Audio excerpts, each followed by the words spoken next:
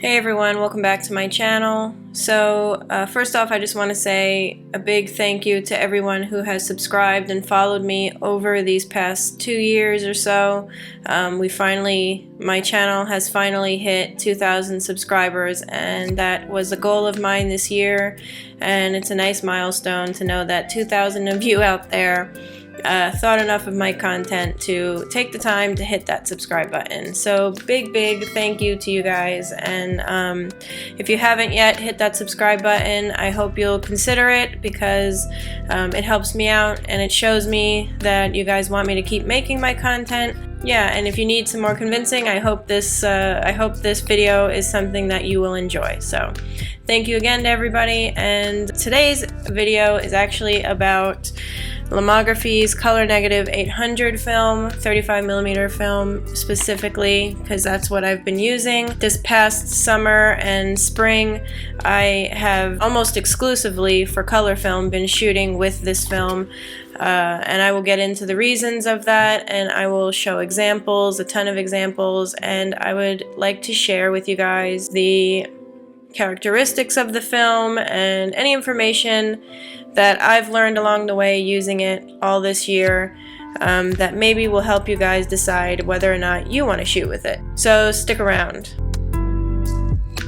So at the beginning of this year, 2021, I had mostly been shooting with black and white film. If you follow along on my website, you'll see that I was doing a lot of experimentation with pushing and pulling, mostly pushing black and white film stocks and trying them out and the color to see which stock I liked the most, especially because I was shooting a lot indoors. Then spring came around and I started to see the greens around me and the really saturated colors that we get down here in Florida, and I just felt really compelled to start taking some more color pictures. So I right away started shooting with Lomography color negative 800 for two reasons that I'll get into, and I started developing my own film using CineStill's C41 kit, and I just really loved it. I loved the whole process, and I loved the results I was getting, because I felt that this film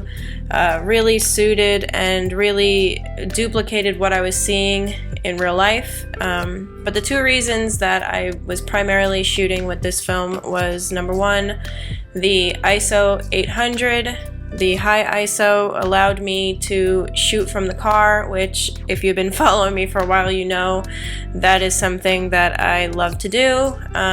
My two zines that I have for sale, shameless plug, are called Riding in Cars with Film, and I'll leave a link below if you would like to pick those up. But that shows how much I enjoy taking pictures from the car. It's like a security blanket almost. It's like a therapy for me. It helps me with my anxiety. When I'm going places I'm not particularly happy to be going, like doctor's appointments, but along the way I started to see that this film was really duplicating what I was seeing, and I loved it. So the one reason is the high ISO, and the other reason is because it is a very saturated film stock. So the colors and the greens and the blues and the reds are very saturated when compared to like Portra or even Fuji Superior Extra 400 film. The colors in this were very saturated, and that was the look I was going for, because that's what I was seeing in real life. So you might be asking, why would I shoot with such a high ISO, especially during the daytime?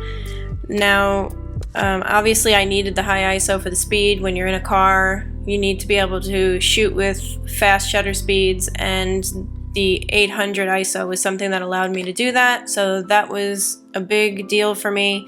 But also, I wasn't running into many issues on bright sunny days with the ISO of 800, and I think that's because the film does do well with overexposure. So even if I was getting a reading higher than 1,000, it didn't really give me any issues. I think that overexposing the film even lends well to the colors, and it handles it really well. And also the reds and the blues that were popping up in my pictures reminded me of Kodachrome from photos that I had been seeing in books that I was looking at, like William Christenberry's Kodachromes, and that's a look I really enjoy.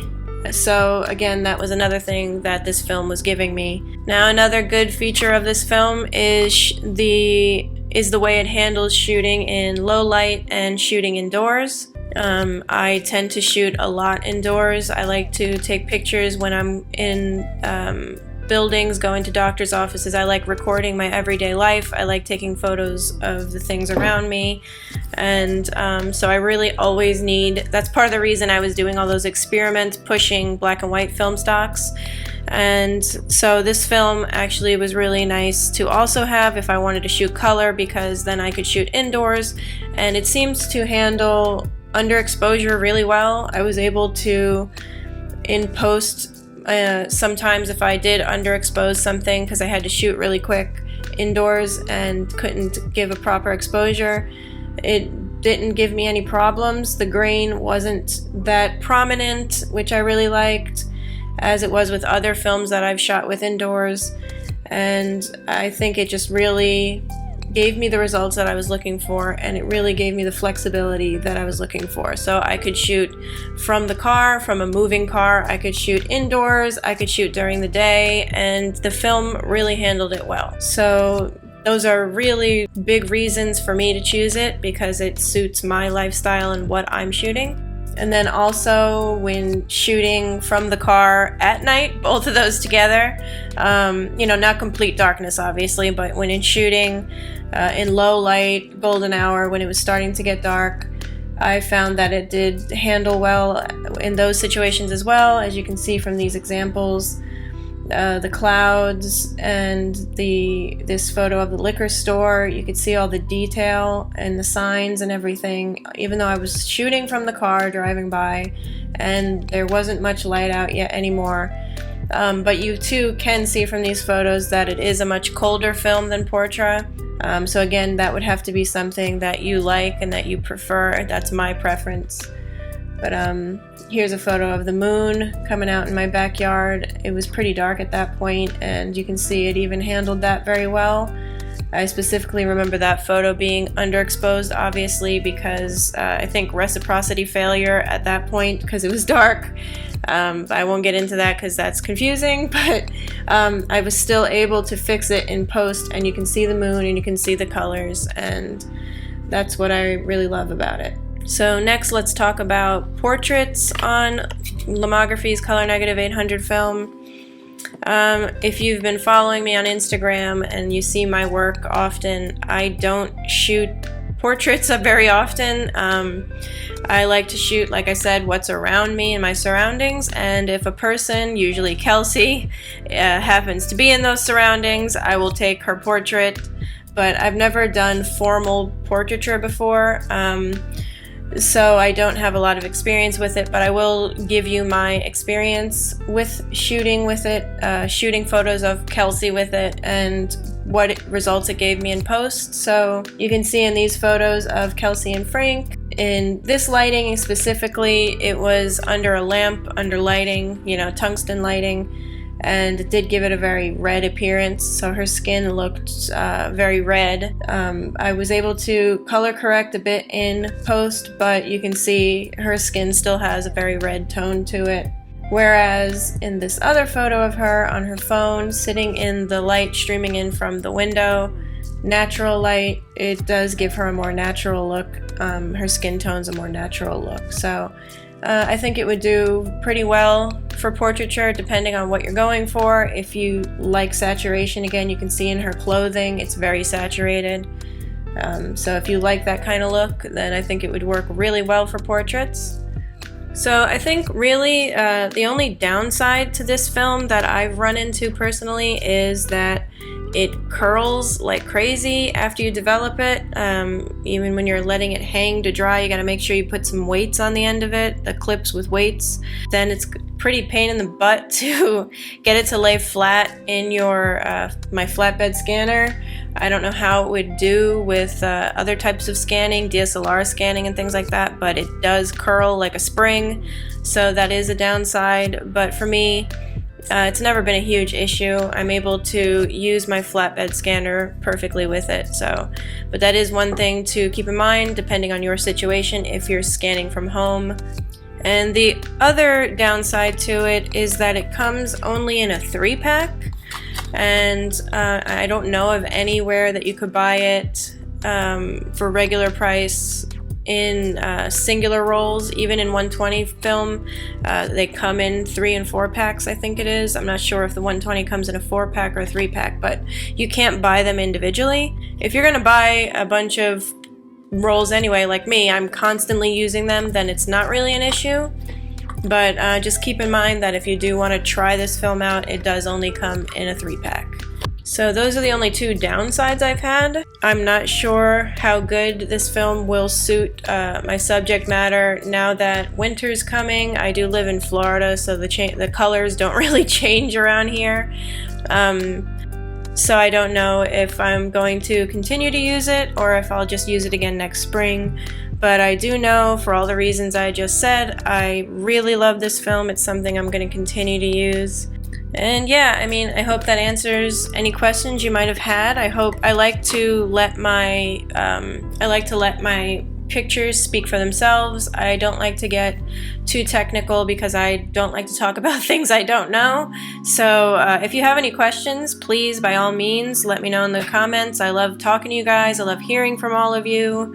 And yeah, I'll do my best to answer them. I always answer my comments. I always respond. So if you like to talk to me, please go ahead and do so. Please follow me on Instagram. I would love to see you guys over there too, because that is where I share most of my work. And also, I would love for you to go take a look at my website, because I share more of my experiences over there than I do here. I'm more natural when writing than I am on the camera. I'm getting a little better. It's been 2 years and it still takes me sometimes weeks to get up the nerve to get in front of the camera and talk about a topic that I really want to share with you guys, but I just can't get the nerve to do it. So oftentimes I will just write an article and put it there. So again, links are all down in the description of this video for all of my socials and my website and all that stuff. So if you'd like to follow me there, please go ahead and do so. I hope to see you there.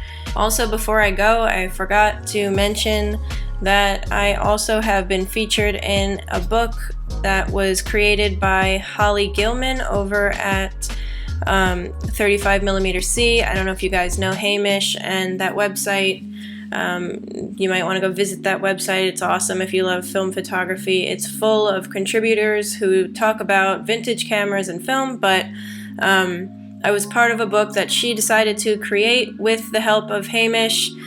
He produced the book, she came up with the idea, and she contacted myself and 48 other film photographers or photographers that would around the world to give their opinions and their experiences on shooting during the pandemic, during COVID. I was one of those people and I'm so excited for it, but after a long while they finally got it in a Kickstarter to get some backers so that we can get it printed and sold off. And once it's sold, then we can, then all the contributors will be able to have a free copy. So I would just love for you guys to head over there. I will provide a link down in the description. If you guys can head over there and back that project and order yourself a copy, I would love it, and I hope it gets published because I would love a copy myself. I was so excited to be asked to be a part of this, so yeah, I just wanted to make sure I mentioned that, and again, I will leave the link down in the description. So, and until next time, stay motivated and keep shooting.